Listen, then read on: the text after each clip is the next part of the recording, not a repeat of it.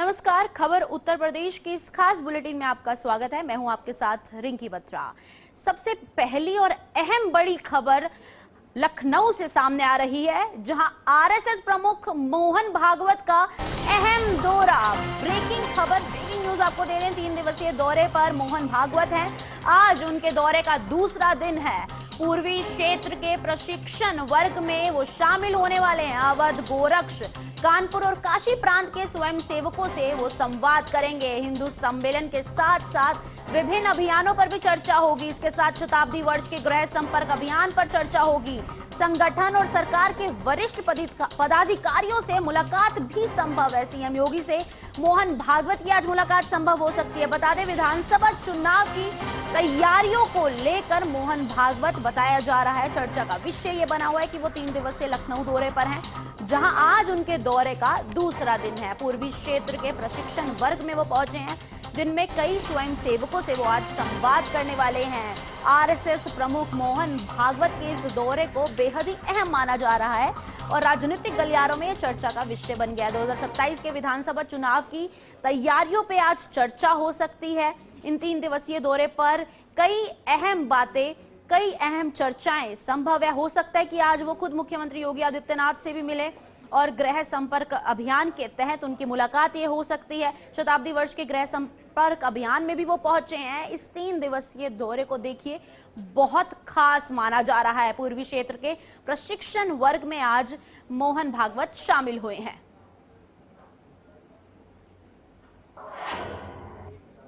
इसके साथ ही अगली खबर की ओर बढ़ते हैं, जो उत्तर प्रदेश के नोएडा से सामने आ रही है, जहां नोएडा के सेक्टर 68 स्थित ट्रांसपोर्ट नगर में उस समय अफरा तफरी का माहौल देखने को मिला, जब पेट्रोल पंप पर तेल की सप्लाई ही बाधित हो गई। देखिए, पेट्रोल डीजल के रेट एक बार फिर से चौथी बार बढ़े हैं। पेट्रोल ना मिलने से पंप के बाहर लंबी कतारें लग गई हैं। आम लोगों को भारी परेशानियों का सामना करना पड़ रहा है और कई लोग अपने बाइक को धक्का देते हुए भी नजर आ रहे हैं। तस्वीरों में साफ तौर पर देखा जा सकता है किस तरह पेट्रोल और डीजल की किल्लत से लोग परेशान है। सेक्टर 68 पंप की ये तस्वीरें आप देख रहे हैं। लोगों का कहना है कि पेट्रोल की कमी के चलते उन्हें बीच रास्ते में वाहन घसीटने पड़ रहे हैं और तेल संकट, बढ़ती कीमतों को लेकर लोगों में नाराजगी साफ तौर पर देखी जा सकती है। पेट्रोल पंप पर पहुंचे आम नागरिकों ने कहा कि तेल की बढ़ती कीमतों का सीधा असर उनकी जेब और रोजमर्रा की जिंदगी पर पड़ रहा है। लोगों का कहना है कि महंगाई लगातार बढ़ रही है, जिससे आम आदमी की मुश्किलें लगातार बढ़ रही हैं। महंगाई भी बढ़ रही है और आम आदमी की मुश्किलें भी। 10 दिन के अंदर चौथी बार तेल की कीमतें बढ़ी हैं और पेट्रोल और डीजल की कीमतों में इजाफा हुआ है। और नोएडा की बात करें तो नोएडा में 2 रुपए 71 पैसे डीजल में इजाफा हुआ और 2 रुपए 61 पैसे पेट्रोल में इजाफा हुआ। ऐसे में पेट्रोल पंप के बाहर मैं मौजूद हूं और यहाँ पे आप देख सकते हैं पेट्रोल डलवाने के लिए लाइनें लगी हुई हैं, लेकिन तेल की सप्लाई ना होने की वजह से पेट्रोल पंप बाधित हो रहा है। और इनसे बात करेंगे। आप यहाँ तेल डलवाने आए थे? नहीं। अच्छा, ये कह रहे हैं हम तेल डलवाने नहीं, हवा डलवाना है। कोई बात नहीं, इनसे बात करते हैं। ये पेट्रोल डलवाने आए थे आप यहाँ पे? आज पेट्रोल गिरवाने आए थे। तो क्या अभी आपको तेल मिला यहाँ? अभी तो नहीं है, बंद कर रहे हैं। अच्छा, और कितना परेशानी हो रही है आपको तेल के? आपने देखा 2 रुपए 61 पैसे पेट्रोल पे बढ़ गए, 102 रुपए लीटर हो गया है। कितनी परेशानी हो रही है? नहीं, महंगाई की तो छू रही है आसमान को, पर यह सस्ती भी होनी चाहिए। और देखते हैं कब तक हो जाएगी। अभी तो भाव बढ़ ही रहे हैं। और देखिए, ये एक शख्स और हैं, ये अपनी स्कूटी लेकर आए हैं। भैया, आप तेल डलवाने आए हो और तेल मिल नहीं रहा है, कितनी परेशानी? बहुत समस्या है भैया, बहुत ज्यादा समस्या है। मेरा तो काम ऐसा है कि बिना तेल के चल ही नहीं सकता है। दिन भर गाड़ी चलाने का काम है और यहाँ तेल ही नहीं मिल रहा है। तो अब ये बताइए, तेल तो जो रेट बढ़े हैं, आज आपने देखा कि 102 रुपए से ऊपर हो गया है जो पेट्रोल की कीमत। इसको लेकर क्या कहोगे आप? भैया बहुत परेशान है, बहुत ज्यादा परेशान है। एकदम डायरेक्टली इतना रेट बढ़ा दिया है कि इतना रेट तो कभी बढ़ा ही नहीं है आज तक, जितना रेट आज बढ़ाया गया है। बहुत ज्यादा प्रॉब्लम है भैया, बहुत ज्यादा। और देखिए, इन्होंने बताया कि तेल की कीमतों से कहीं ना कहीं परेशानी का सामना उठाना पड़ रहा है। और देखिए, मैं आपको दिखाना चाहूंगा, ये पेट्रोल पंप पे और लोग भी आ रहे हैं और ये अपनी बाइक साइड में खड़ी कर आए। इनसे बात करते हैं। आप इधर आ जाइए। आपका नाम? शुभ नाम पुनीत कुमार। पुनीत जी, आप यहाँ तेल डलवाने आए हैं, अभी आपको तेल नहीं मिल रहा, कितनी परेशानी हो रही है? बहुत परेशानी है सर। ड्यूटी 9 बजे की थी, 10 बजने जा रहा है, ड्यूटी भी नहीं जा पा रहे। तेल खत्म हो गया घर से, गाड़ी का बिल्कुल तेल न्यूट्रल हो चुका है। तेल होता तो ड्यूटी भी जा पाता, अब ना ही ड्यूटी जा पा रहे, ना ही घर जा पा रहे। और तेल की जो कीमतें बढ़ी हैं, 102 रुपए लीटर हो गया है, तेल इतना महंगा हो गया, इसको लेकर क्या कहना चाहोगे? महंगा तो हो गया सर, लेकिन सस्ता होना चाहिए तेल जो है। ड्यूटी में भी जो कुछ पैसा बढ़ाया उससे फायदा क्या, इधर बढ़ा दिया, उधर उधर बढ़ा दिया, इधर इधर और बढ़ा दिया। सरकार से क्या कहना चाहोगे? यही कहना चाहेंगे सर, जो है कि मतलब तेल थोड़ा मद्दा होना चाहिए और जो सुविधा जो पूरी मिलनी चाहिए। महंगाई है वो चीज झेल लेगा बंदा कोई भी, लेकिन जो है उसको सुविधा भी तो मिल जाए। ठीक है। देखिए मेरे साथ एक और साथी युवा साथी हैं। आप देखिए अपनी बाइक से आए हैं, तेल डलवाने आए हैं, तेल मिल नहीं रहा है, कितनी परेशानी हो रही है? सर परेशानी तो इतनी हो रही, कह नहीं सकता। अब आदमी क्या कमाएगा क्या खाएगा, ये आप बताइए। और जैसा कि आज देखा, 2 रुपए 71 पैसे डीजल पे बढ़े और 2 रुपए 61 पैसे पेट्रोल पे बढ़े। 102 रुपए से ऊपर चला गया पेट्रोल। क्या ये कहना चाहोगे? बताइए, हमारे आज सैलरी पर डे की दिहाड़ी है 700 रुपये, 500 रुपये का तेल डलाएंगे हम, फिर खाएंगे क्या, ये भी तो आप बताइए ना। ये बताओ, पेट्रोल पंप बंद है, तेल मिल नहीं रहा है और 102 रुपए लीटर से ऊपर चला गया, क्या कहोगे? मैं सर सरकार से ये कहना चाहता हूँ कि जो हमारी परेशानी है इसको जल्द से जल्द दूर करवाया जाए। और देख सकते हैं आप, पेट्रोल बिल्कुल नहीं है मेरी गाड़ी में, तो ऐसे में कितनी परेशानी हो रही। धूप में मैं खींच के ले जाऊं, अभी ये बंद हो जाए कितनी दिक्कत होगी। बहुत ज़्यादा दिक्कत। देखिए नोएडा के अंदर हमने जब लोगों से बात करी जाना, तो पेट्रोल की कीमतें बढ़ने से लोग परेशान है। वहीं जो तेल की सप्लाई है वो बाधित हो चुकी है। ऐसे में कल से शाम से लोग परेशान हैं। यहाँ पे कुछ पेट्रोल पंप ऐसे हैं जिन पे तेल की सप्लाई नहीं हो रही है, तो ऐसे में आम आदमी बहुत ज्यादा परेशान है और सरकार से गुहार लगा रहा है कि कहीं ना कहीं इन दामों को कम करे और हमारी जो जीवन यापन करने की जो जीवन है उसे अच्छे रूप से करे। कैमरा पर्सन राजेंद्र के साथ मैं रमेश परिहार, HN न्यूज, नोएडा। देखिए, तेल संकट के बीच आगे तेल की कमी होना कहीं ना कहीं आम आदमी की जेब पर मार तो पड़ ही रही है। बढ़ते हैं अगली खबर की ओर, जो सीतापुर से सामने आ रही है। सीतापुर से एक गंभीर मामला सामने आया है, जहां मामूली विवाद में हुई मारपीट के दौरान एक गर्भवती महिला के घायल होने की खबर है। परिजनों का आरोप है कि चोट लगने के कारण गर्भ में पल रहे शिशु की मौत हो चुकी है। बताया जा रहा है कि घायल महिला को न्यू नेशनल हॉस्पिटल में भर्ती कराया गया है, जहां उसने मृत बच्ची को जन्म दिया। परिजनों ने अस्पताल की कार्यप्रणाली पर गंभीर सवाल उठाए। आरोप यह भी है कि जिस अस्पताल में केवल ओपीडी संचालन की अनुमति है, वहां प्रसव कराया गया। मामले के सामने आने के बाद स्वास्थ्य विभाग की टीम ने अस्पताल पहुंचकर जांच शुरू की। जांच के दौरान अस्पताल में कई मरीज भर्ती पाए गए, जिससे विभाग की कार्यप्रणाली पर भी सवाल खड़े हो रहे हैं। फिलहाल पुलिस ने शव को पोस्टमार्टम के लिए भेज दिया है और रिपोर्ट आने के बाद आगे की कार्रवाई अमल में लाई जा रही है। मामला महमूदाबाद कोतवाली क्षेत्र के जियारी पूर्वा गांव का बताया जा रहा है। में मारपीट हुआ था, यहाँ 17 जिसके उपरांत हम घर में नहीं थे। हमारे पिताजी थे, हमारी माँ थी, हमारी बीबी थी, हमारे छोटे बच्चे थे। ठीक है। जिन्होंने मंगली, अनिल कुमार, देशराज, सुनीता देवी, पूजा देवी, ठीक है। अनिल कुमार शराब पी के हमारे पिताजी को मारने लगे। ठीक। हमारी माँ गई बचाने के लिए, तो माँ को भी मारा, हमारे बीबी गई छुड़ाने, उसको भी मारा लात घूसों से। कब मारा ये? 18/5 में रात में 9 बजे। फिर एप्लीकेशन दिया आपने? हाँ, एप्लीकेशन हमने दिया भी। आज तक कोई हमारी सुनवाई नहीं हुई, हमारे घर कोई नहीं हुई। गंगा दशहरा आने वाला है, इसको लेकर उन्नाव में तैयारियां तेज की जा चुकी हैं। उन्नाव में गंगा दशहरा स्नान पर्व को लेकर जिला प्रशासन पूरी तरीके से सतर्क नजर आ रहा है। जिला अधिकारी घनश्याम मीना और वरिष्ठ पुलिस अधीक्षक जयप्रकाश सिंह ने प्रशासनिक अधिकारियों के साथ गंगा घाटों का निरीक्षण किया। गंगा दशहरा पर घाटों में लाखों श्रद्धालुओं की भीड़ उमड़ने की संभावनाएं जताई जा रही हैं, जिसको देखते हुए सुरक्षा व्यवस्था का जायजा लिया गया। निरीक्षण के दौरान घाटों पर नाविकों और गोताखोरों की तैनाती के निर्देश दिए गए हैं। महिलाओं के लिए बनाए गए चेंजिंग रूम, रोशनी, बैरिकेडिंग और साफ सफाई की व्यवस्था को भी परखा जा रहा है। प्रशासन ने महिला और पुरुष पुलिसकर्मियों को भी अलर्ट मोड पर रहने के निर्देश दिए हैं। देखिए, गंगा दशहरा की तैयारियों का जायजा लेने के लिए मेरे द्वारा, एसपी साहब के द्वारा एवं जितने भी हमारे वरिष्ठ अधिकारीगण हैं उनके द्वारा जो हमारे घाट है उनका निरीक्षण किया जा रहा है। इसी क्रम में अभी गंगा घाट में जो गंगा दशहरा का आयोजन होता है उसका अभी हम लोग ने निरीक्षण किया है।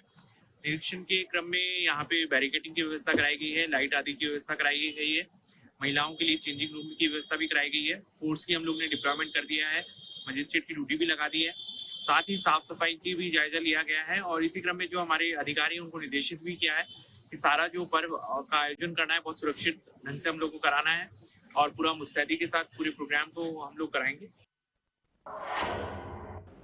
अगली खबर बुलंदशहर से सामने आ रही है, जहां खुर्जा देहात थाना परिसर में उस वक्त अफरा तफरी मच गई जब थाना यार्ड में खड़े वाहनों में भीषण आग लग गई।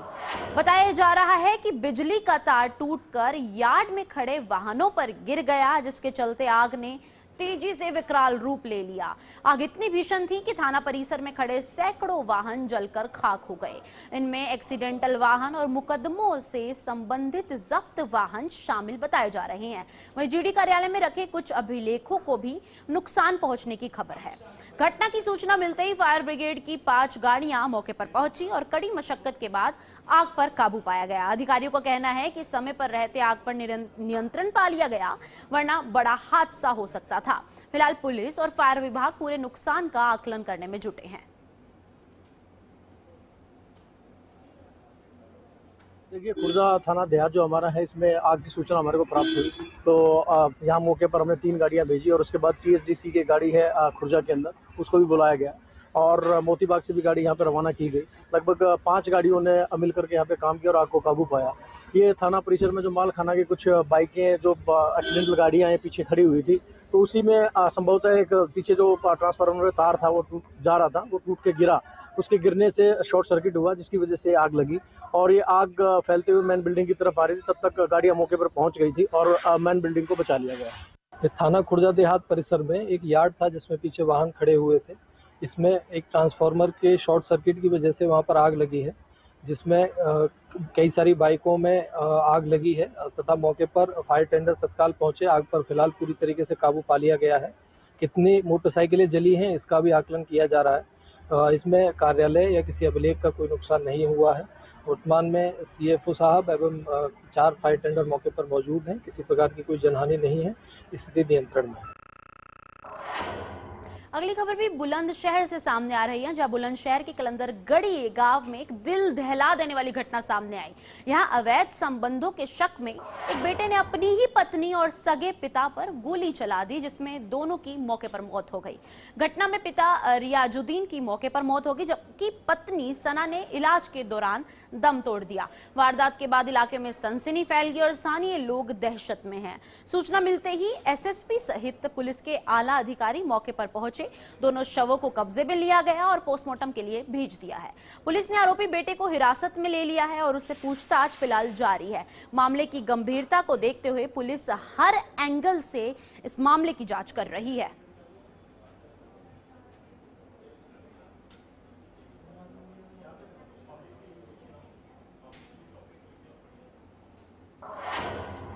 कितनी हैरान कर देने वाली ये खबर है। अगली खबर बदायूं से सामने आ रही है, जहां बदायूं की बिलसी तहसील से राजस्व विभाग की कार्यप्रणाली पर सवाल उठ गए हैं।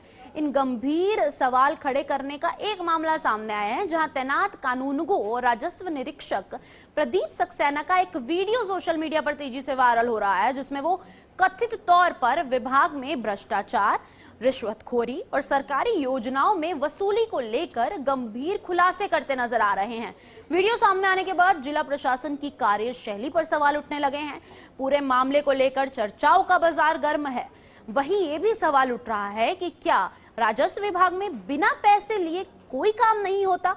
क्या गरीबों के लिए बनी योजनाओं में भी वसूली की जाती है? मामले के तूल पकड़ने के बाद प्रशासन की ओर से जांच की बात फिलहाल कही जा रही है।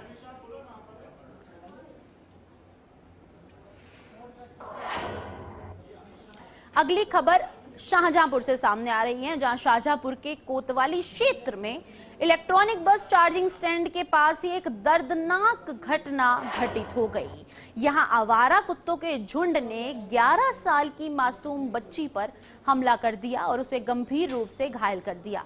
स्थानीय लोगों ने मौके पर पहुंचकर कुत्तों को भगाया और घायल बच्ची को तत्काल राजकीय मेडिकल कॉलेज में भर्ती कराया गया, जहां इलाज के दौरान बच्ची की मौत हो गई। घटना के बाद इलाके में दहशत का माहौल है। स्थानीय लोग आवारा कुत्तों के बढ़ते खतरे को लेकर प्रशासन पर सवाल उठा रहे हैं। परिजनों ने पोस्टमार्टम कराने से ही इनकार कर दिया है।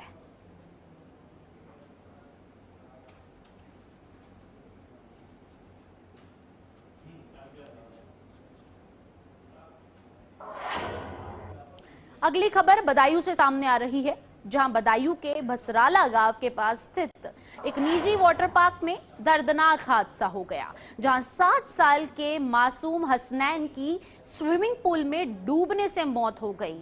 23 मई को दोस्तों के साथ नहाने गए हसनैन गहरे पानी में चला गया और डूब गया।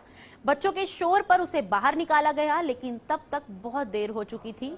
बच्चे ने दम तोड़ दिया था। सबसे चौंकाने वाली बात यह है कि बच्चे की मौत के बाद संचालक और परिजनों ने पुलिस को सूचना दिए बिना ही शव को दफना दिया। बाद में 24 मई को जब पुलिस को जानकारी मिली तो डीएम की अनुमति से कब्र खोदकर शव को बाहर निकाला गया और पोस्टमार्टम के लिए भेज दिया गया। पुलिस ने केयरटेकर नदीम को गिरफ्तार कर लिया है, जबकि मालिक जियाउद्दीन फरार है। अवैध रूप से संचालित चल रहे इस वाटर पार्क को पुलिस ने फिलहाल सीज कर दिया है।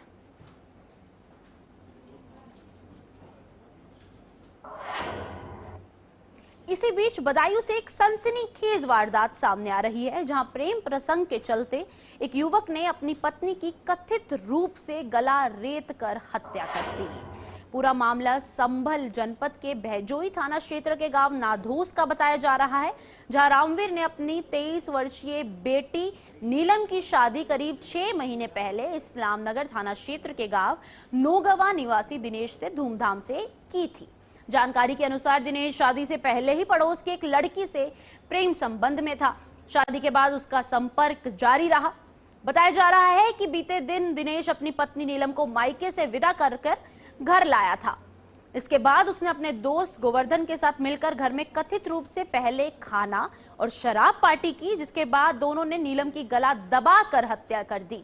वारदात के बाद आरोपियों ने नीलम के मायके पक्ष को फोन कर उसकी हालत खराब होने की सूचना दी। जब परिजन मौके पर पहुंचे तो नीलम मृत अवस्था में मिली। इसके बाद परिजनों ने पुलिस को सूचना दी। सूचना मिलते ही पुलिस मौके पर पहुंची और शव को कब्जे में लेकर पोस्टमार्टम के लिए भेज दिया। पुलिस ने मृतका के पति दिनेश को फिलहाल हिरासत में ले लिया है और पिता की शिकायत पर केस दर्ज कर आगे की पूछताछ जारी कर दी है।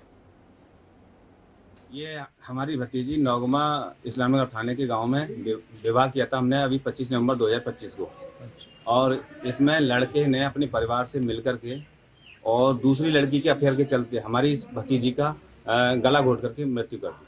अच्छा। हाँ, अब इसमें इसके घर वाले इधर उधर फरार हो गए हैं, लेकिन लड़के को मौके पर पुलिस को पकड़वा दिया गया। अच्छा, क्या प्लानिंग थी इसकी?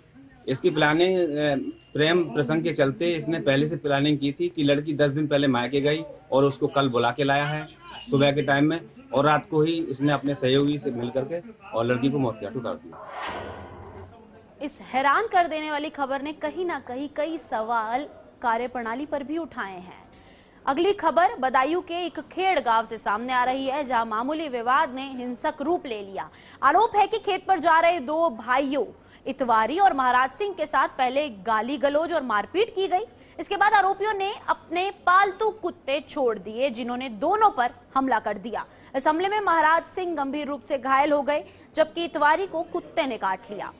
दोनों को जिला अस्पताल में भर्ती कराया गया है। पीड़ित पक्ष ने सुमित, उसकी पत्नी राम सिंह और एक अन्य पर गंभीर आरोप लगाए हैं। घटना के बाद पुलिस ने मामला दर्ज कर जांच शुरू कर दी है।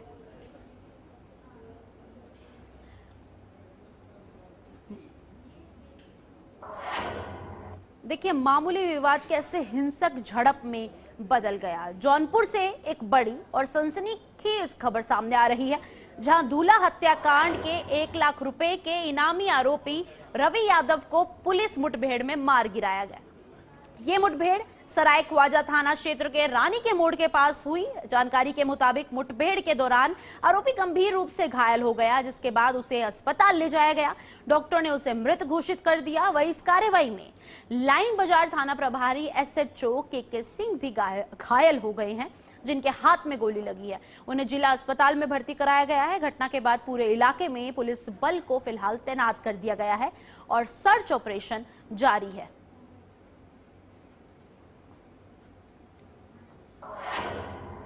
अगली खबर शाहजहांपुर के रोजा थाना क्षेत्र से सामने आ रही है, जहां पुलिस और शराब चोरी करने वाले बदमाशों के बीच ही मुठभेड़ हो गई।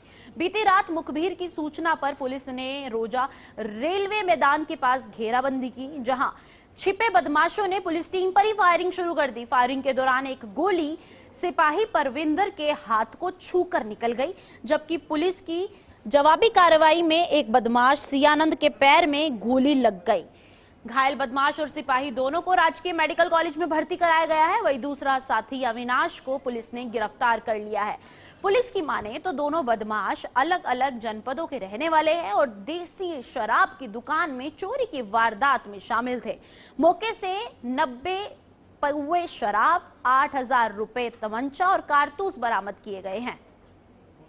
रात को पुलिस को मुखबिर के द्वारा सूचना मिली कि थाना क्षेत्र रोजा में जिन अभियुक्तों ने 4 और 5 अप्रैल को शराब की दुकान में चोरी की घटना की थी, वो अभियुक्त रेलवे ग्राउंड रोजा में देखे गए हैं। पुलिस ने तुरंत कार्रवाई की और तुरंत मौके पर पहुंची, जहां अभियुक्तों ने पुलिस के ऊपर फायरिंग कर दी। जवाबी कार्रवाई करते हुए पुलिस ने 2 अभियुक्तों को पुलिस मुठभेड़ के बाद गिरफ्तार कर लिया। पहला अभियुक्त सियानंद, जो जनपद बरेली का रहने वाला है, जिसके पैर में गोली लगी है और उसके पास से 1 तमंचा और 2 कारतूस बरामद हुए हैं। इस अभियुक्त के ऊपर 15 से ज़्यादा मुकदमे विभिन्न जनपदों में दर्ज हैं। दूसरा अभियुक्त अवनीश है, जिसके ऊपर 7 से ज़्यादा मुकदमे विभिन्न जनपदों में दर्ज हैं। दोनों अभियुक्तों के पास से लगभग 90 शीशी शराब बरामद हुई है। फिरोजाबाद में अवैध अस्पतालों का खेल थमने का नाम नहीं ले रहा है। ताजा मामला थाना टुंडला क्षेत्र के गांव अलीनगर कैंजरा का है, जहां अवैध रूप से संचालित एक अस्पताल में इलाज के दौरान मजदूर की मौत हो गई। मौत के बाद परिजनों ने जमकर हंगामा किया, जबकि अस्पताल संचालक ही मौके से फरार हो गया। जानकारी के मुताबिक नगला गुमान कुर्री कुप्पा निवासी 33 वर्षीय उमेश उर्फ कन्हैया को हर्निया के ऑपरेशन के लिए 19 मई को MS हॉस्पिटल में भर्ती कराया गया था। आरोप है कि 20 मई को ऑपरेशन के बाद उसकी हालत लगातार बिगड़ती चली गई। रविवार रात इलाज के दौरान उसकी मौत हो गई। मौत की खबर मिलते ही अस्पताल संचालक डॉक्टर PK यादव अस्पताल में ताला लगाकर फरार हो गया। सूचना मिलते ही पुलिस मौके पर पहुंची और हालात को संभाला। वहीं स्वास्थ्य विभाग ने जांच में ये पाया है कि अस्पताल बिना पंजीकरण के ही संचालित हो रहा था। प्रशासन ने अस्पताल को सील करने की कार्रवाई करने की बात कही है। हमारे विभाग में ये गैर पंजीकृत हॉस्पिटल है, जिसमें जांच करा करके कार्रवाई की जाएगी। इस तरह की कार्रवाई की जाएगी और आए दिन ऐसी घटनाएं होती रहती हैं। प्रशासन की क्या व्यवस्थाएं अगली से आगे से ऐसी घटनाएं ना हो। गैर पंजीकृत ही अस्पताल पाया गया है। क्या नाम से हॉस्पिटल है सर ये? MS हॉस्पिटल बता रहे हैं। कुछ कहाँ पे है सर ये? अलीनगर कैंचरा। अब क्या कार्रवाई की जाएगी आपके द्वारा? जांच करने के उपरांत कार्रवाई उच्च अधिकारियों के द्वारा की जाएगी। हमारे आज के इस खास बुलेटिन खबर उत्तर प्रदेश में बस इतना ही। देश और दुनिया की तमाम बड़ी खबरें जानने के लिए जुड़े रहिए HNN के साथ।